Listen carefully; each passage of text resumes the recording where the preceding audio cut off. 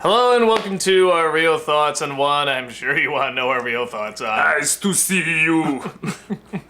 The Iceman Comet. If we do that, it's gonna boy. be nothing but ice puns. But that's what the movie was anyway. That's ice. My guess is actually this is gonna be a short video What's to because talk about, really? there's some stuff to talk about. This is a bad movie.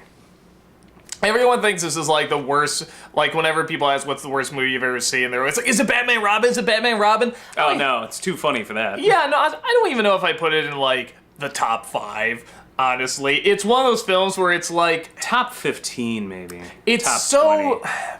it's so pathetic that it's putting it. hard to put it up in the and top it's 5. so crazy sometimes that there is just sort of a you just throw your hands up in the air and what the fuck am I watching kind of quality to it that it sometimes at least it's kind of interesting. Like it's like watching a train wreck. You can't quite look away. Like It's a fascinating.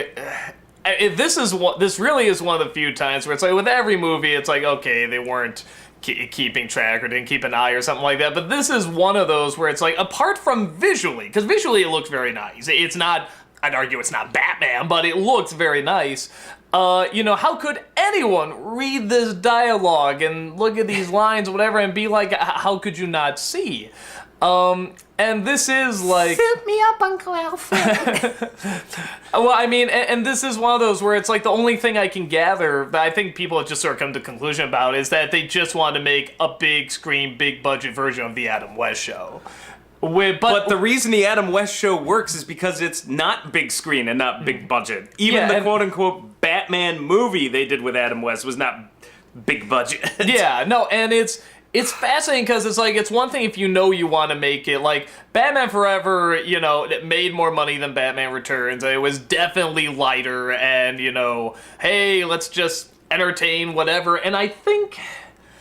when we saw Batman, the Tim Burton Batman, and then Batman the animated series come out, like we grew up with the Adam West one too, so we just the superhero, bright, colorful, whatever.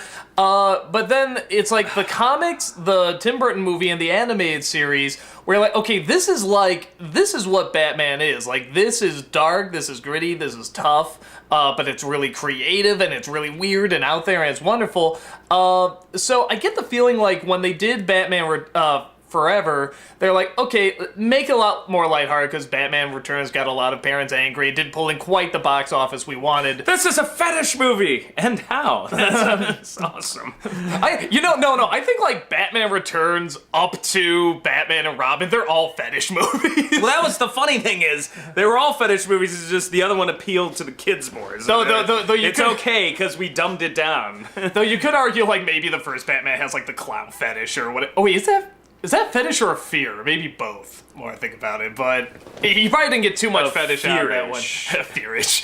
Feartish.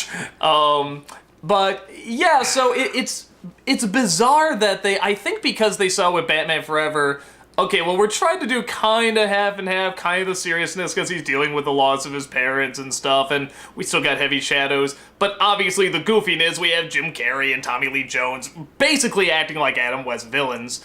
But they also had the Robin stuff to kind of offset. But when they saw that did better, they were like, okay, obviously we want the bright and colorful and more to the little kids, so let's make that kind of movie. That's the only logic I can put in my head. But I think... Maybe because they weren't with... point, it didn't even feel like a movie. It just felt like sell toys. Yeah, no, and that's what they were saying, too. It's like, it literally just felt like, here's some toy ideas, write a movie around this. Yeah, no, that's all I could think of. It was very much 80s cartoons, actually, because that's what a lot of it is. And it looked like an 80s cartoon. It had those bright, weird magentas, purples, blues, and greens. I think Schumacher was even saying that. Like, he was saying that the toy companies would come up and say, here's some of the toys we're putting together, work this into the movie. Here's a new suit we're working on for a toy, work that into the movie. And make sure you have the nipples in the right... So it's one of those things where it's like, it's on the one hand you just go, how could they not see it? But I say to myself, it could be very possible maybe they just like they're thinking of the Adam West one, and the people that were making this movie were obviously a lot older, and they weren't seeing you know, the comics and the animated series, and the Burton one they just knew was dark, and the last Burton one that was dark didn't make money. So people don't want to see that. So let's make something bright and colorful. It just went full force. I will say this. There is an interesting irony in both incarnations, the Burton one and the Schumacher one, which is this. The studios took a risk on both these guys. And the first round, each time it paid off. Batman paid off. Batman Forever paid off. When they then wrote the blank check and said, here, now it's your show, do whatever you want, that's when it blew up in their face. Because I will argue to this day, and this is partially why I do like Batman Returns so much, Batman to me is not a pure Tim Burton movie. It never was. It's very studio controlled. It's very... Batman Returns, though, is the more pure Tim Burton. I'm like, love it or hate it, that is pure Tim Burton what the fuck slathered all over the screen. And it's the same thing with Batman Forever and Batman and Robin. It's like, you know, Batman Forever more controlled and do this. And I know Tim Burton was producing, but, you know, he's like, whatever, I got Nightmare Before Christmas. Yeah. Hey, he's admitted that about production, too. Like, he produced Cabin Boy. Remember that? All I know he was just like, I didn't care. I was doing Nightmare Before Christmas. Chris Elliott came up to me and asked for a check, and I wrote it. Yeah. So it was a studio thing, and then, you know, the studio was like, yeah, make sure we get our McDonald's promotion, this and that, and then they make it can be dark but not too dark, and then Schumacher does this, but then it was a success. So write a blank check, make sure you incorporate all the toys, have fun, Joel.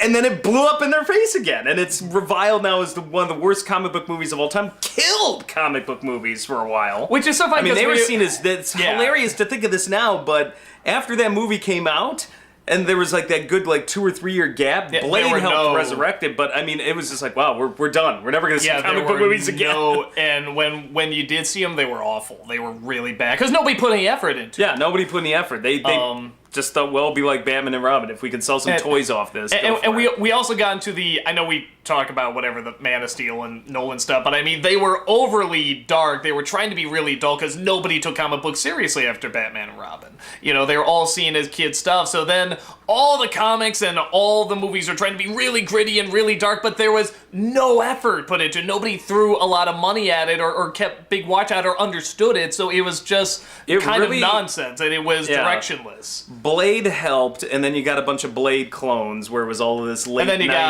And then you got X-Men help too, and then Spider-Man was the big holy shit. Well, and let's be honest here, The Matrix.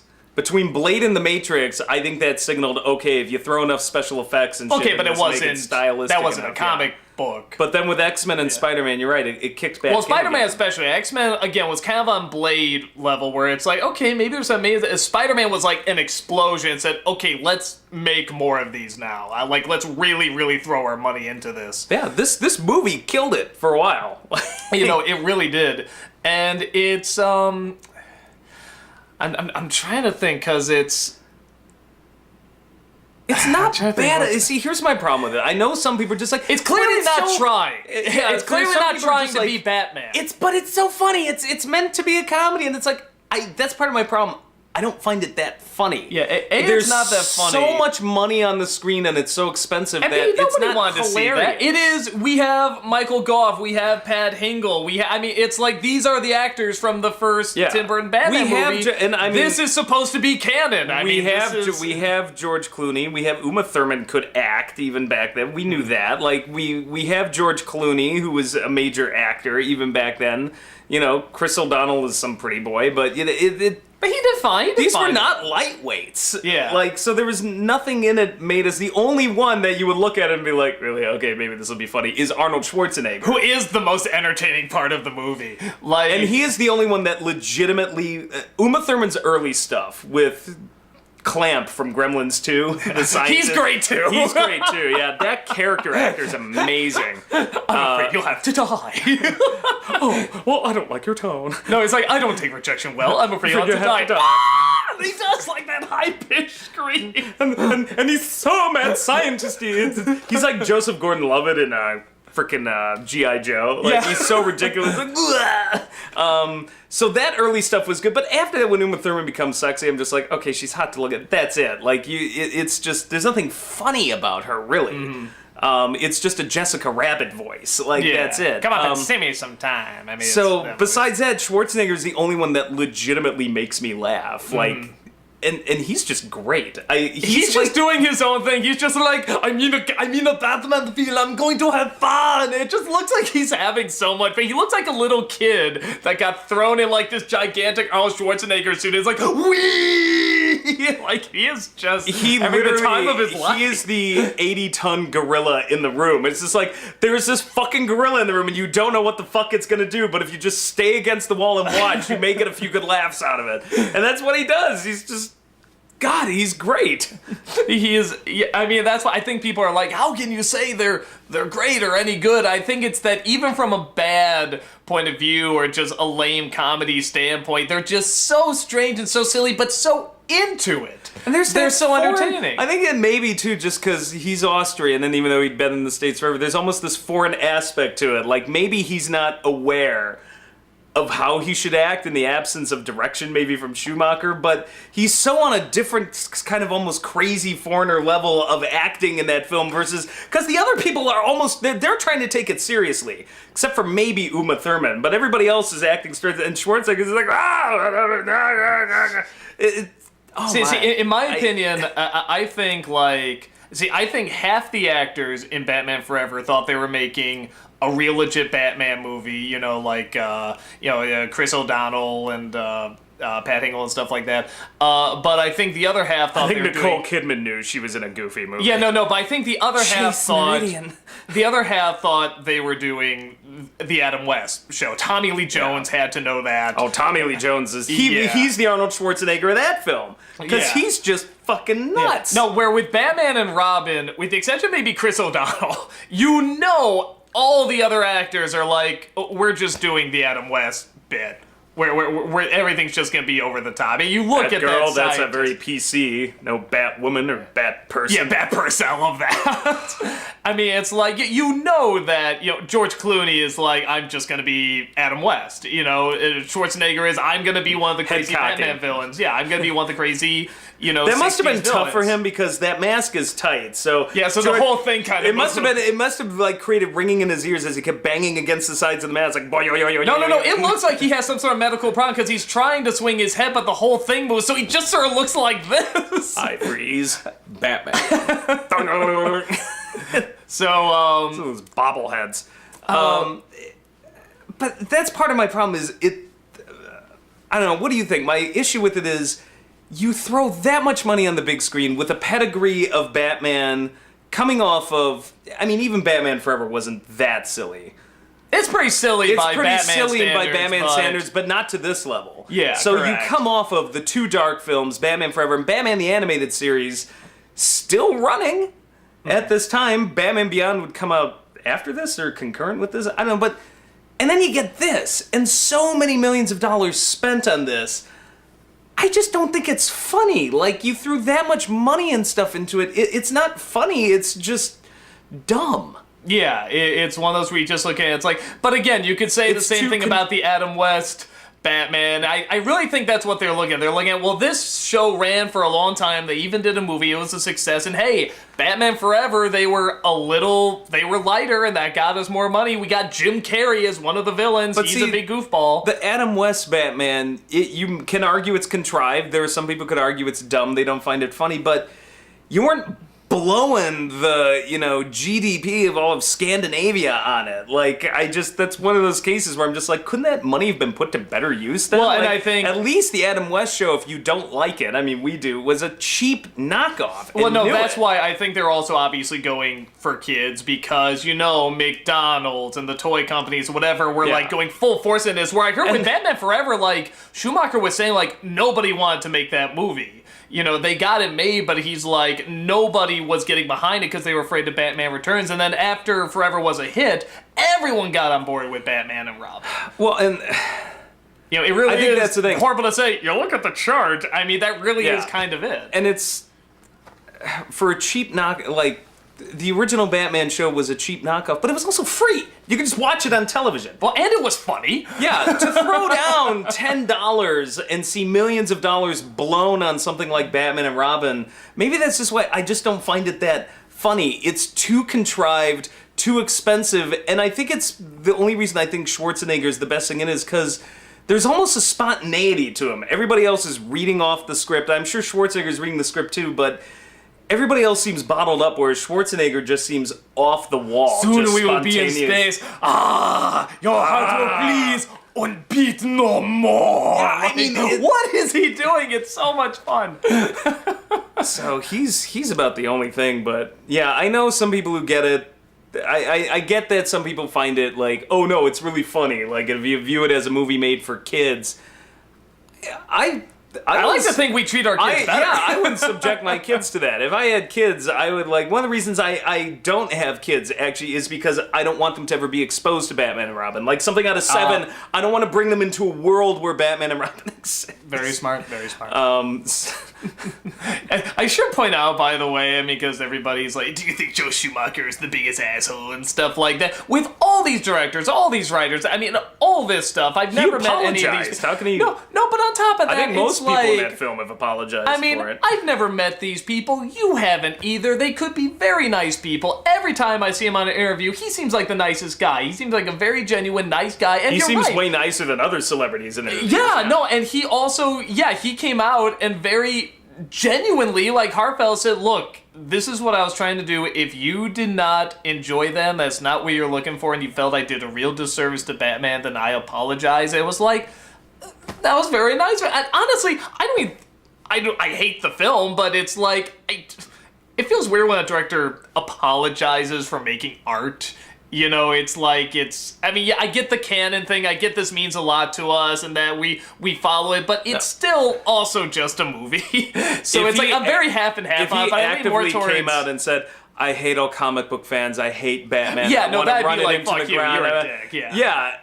Then I would demand an apology from him. I'd be like, wow, you're a douchebag, you know? That's why when David Goyer apologizes, I'm like, damn straight you should apologize, dick. Yeah, like, but I mean, this is a but- guy who's trying to do what he thinks is service to Batman, and it clearly someone that didn't understand what was required, and it's like, you know, and it fucked up, but it's like, fair enough. And I feel weird when someone is doing something out of, you know, out of a good place and trying to do a service, and if it doesn't work, when it's half and half. all said and done, who's really to blame? The fool or the fool who follows the fool? Who wrote him the check?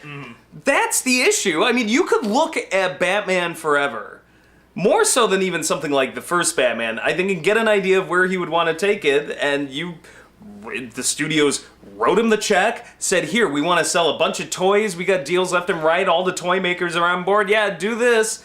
Handed it to this guy, you're gonna blame the guy now because he did what you wanted him to do? You know? Yeah, I mean, it's one of those things where it's like, a lot of these people, it's like, and even some of the people, like, we look up to as celebrities, for all we know, they could be dicks. Like, we have no idea. I'll be honest, but, the vast majority of Joel Schumacher films don't appeal to me. yeah, I don't But really he's like had, but it he's either, had a couple. I love Falling Down. That movie is still amazing. You know, everybody has their one or a handful that still works. So I don't personally hate Joel Schumacher. I did for a while. I think in the same way a lot of people hated George Lucas immediately after Phantom Menace, but then, you know, I was also... Yeah, in 98, I was 19. Yeah, you grow so up. I had that teenage angst, and then, you know, I spent a couple years in college, and then you grow up, and you're just like, there's like, kind of more who important gives a things fuck? going on, yeah.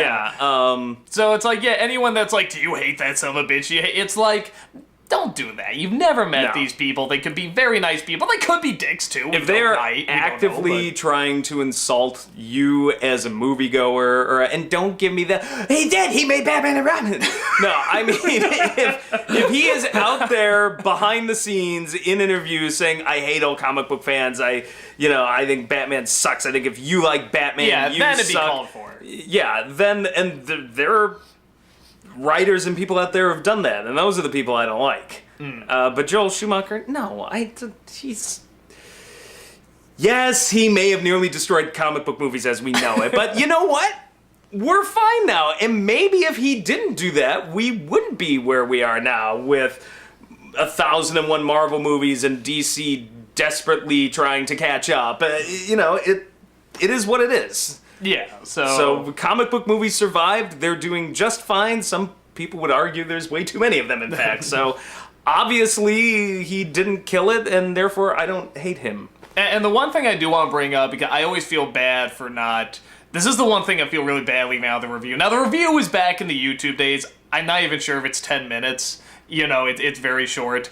But the one thing I really wish I brought up is that I really wish I said how impressive the sets are. Because even though they're silly, they're still impressive. And some of the angles are kind of fun. Yeah, it's actually it's actually a very technically impressive film.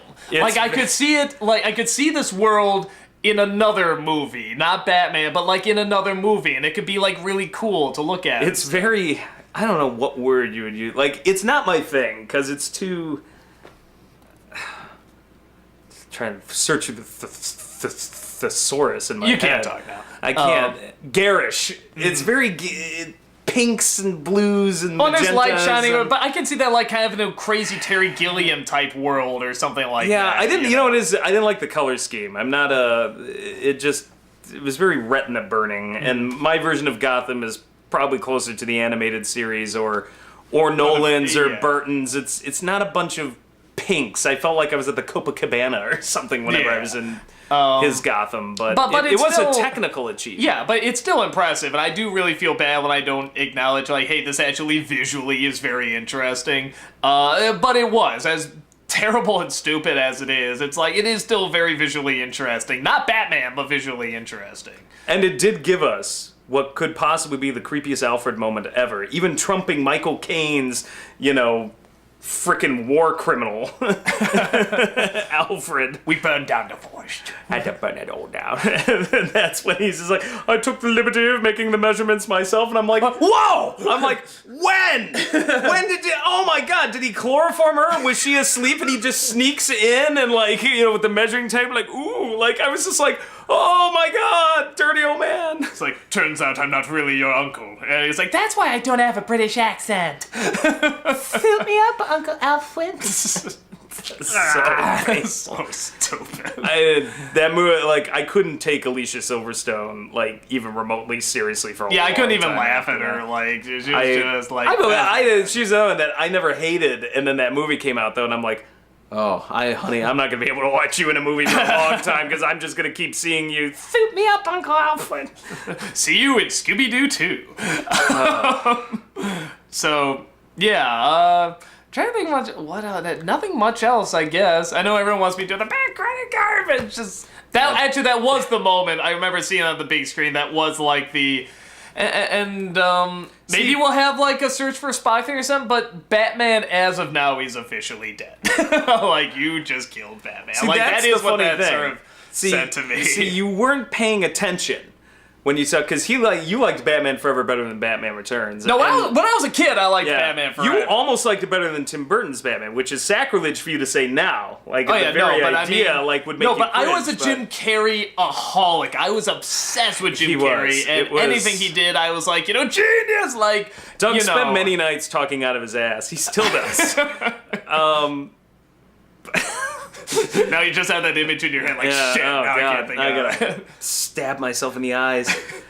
What were we talking about? I can't now, just thinking about me talking out of my ass. Which is what I usually do anyway, but still. Okay, the Batman Forever, like, the bad credit card. You so flipped out over that, and you were not paying attention in Batman Forever, because for me, that was the moment when I said Batman's dead, and when I'm just like, this film is never going to recover. Because early on in that movie, he's on the fucking cover of Time magazine. And I'm like, the credit card bothers you? The credit card, it could be a joke that only Bruce Wayne has in his Batman costume or whatever, but the time... That's your explanation of it. You never know, might need a bat pun. Whatever, he's a billionaire. He can do what he wants, but he showed up to a public event. And he shows up to a public event. But still, to me, the Time magazine thing is the worst, because that means he had to. At some point, they said, "We're going to do an article on Batman. Do you think you can show up?" Yes, get my bat side. He shows up, stands there. Somebody takes a picture of him, and he's on the cover. And I'm just like, ooh, mystery man, great disguise. Like, you're on a cover of a magazine. I get the feeling that's what ruined it for me, and I'm just like, that was my morale. No! Does not compute! Does not compute! You could argue that maybe they just took the pictures while he was running around fighting crime, but it is kind of How? like... He was Yeah, smiling! They paused for, was he holding some grenade? He was like, No, it could be. He's just really full of himself. I will stop you. Here, hold on. Okay, I will stop you. he did like a little bat nudges. Hey. Yeah, because it's not Batman. just one picture. Like, there's a scene where Nicole Kidman has like a ton of pictures. And it's like, these are photo shoot quality Only pictures. works if you're Lego Batman. Only Lego Batman would be that egotistical to do that. So that, I get you didn't like the Bat credit card, but I just remember you were so upset over it. When we were watching it together for the NC, I'm like, I don't know why this upset you. He was on the cover of Time magazine and Batman Forever. That's even weirder if you ask me. So yeah, that's about all we gotta say about it. Still stupid, still dumb. I mean, maybe because the Nolan Batmans have come out and Batman still lives on, the character is just so good, it's not like quite the heart stab. Time heals all wounds. Yeah, so yeah, that's about it, and we will see you at the next one. Take care. Ooh, good time. Done? Yeah.